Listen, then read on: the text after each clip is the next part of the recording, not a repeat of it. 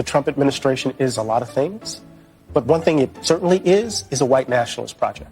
This idea that the republic must remain a white nation is evidenced in this move, which is so explicit that it cannot be denied. And so when we don't describe it for what it is, we become, in an ironic way, complicit in what they're doing. Well, in my view, what makes it different is that they are white South Africans.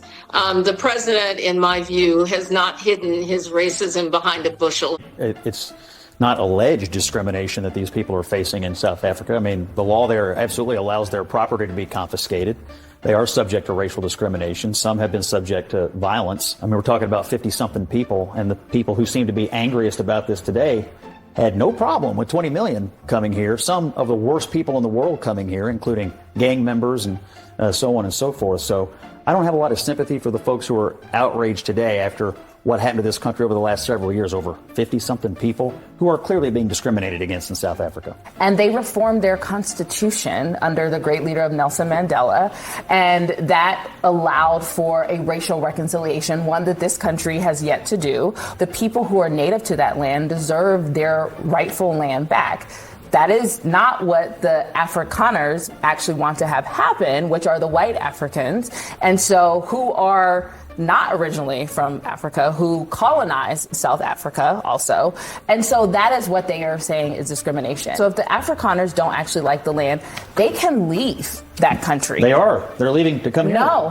They can These refugees are coming here. They can actually leave and go to where their native land is, which is probably Germany. Are you against them coming here? Holland, probably. Holland, Are you yes. against them coming here? I'm against the hypocrisy of this administration. No, that's not the question. The question is, are you against them coming here? If there was actually a genocide happening, like there is in other places in Sudan, in the Congo, I'm not opposed for Congolese and for the Sudanese to come to Africa, just like I'm not opposed to Venezuelans and South Americans coming to America if they are fleeing and looking for asylum. Okay. What I am just against, these 50 again, people you're what against. I am against, it's not about being against them. What I am against is that they are being given special treatment when there is not a genocide happening in South Africa, and they just don't like the law of the land. Well, so you know what they tell people? It's so deeply and morally wrong-headed and repulsive. These are the descendants of the people who created the most diabolical system of white supremacy in human history, apartheid.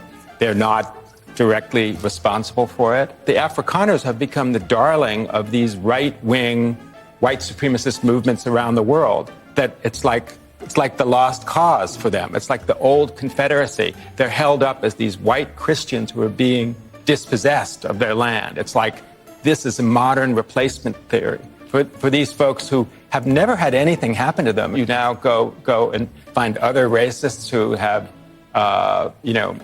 repressed people and give them refugee status here. It's just, I don't know where it goes from here. Trump's move has prompted the Episcopal Church to end a decades-long partnership with the U.S. government to help resettle refugees. The church refusing to help this time. Trump administration, they're saying that essentially these white South Africans assimilate better, and they're also not as much of a security risk. That's really causing a lot of people to be appalled, frankly. And I also should tell people that this violence that they're talking about that are dealing with these Afrikaners, I've been hearing from people that say there is violence in South Africa, but it's affecting everybody of every single race, Katie.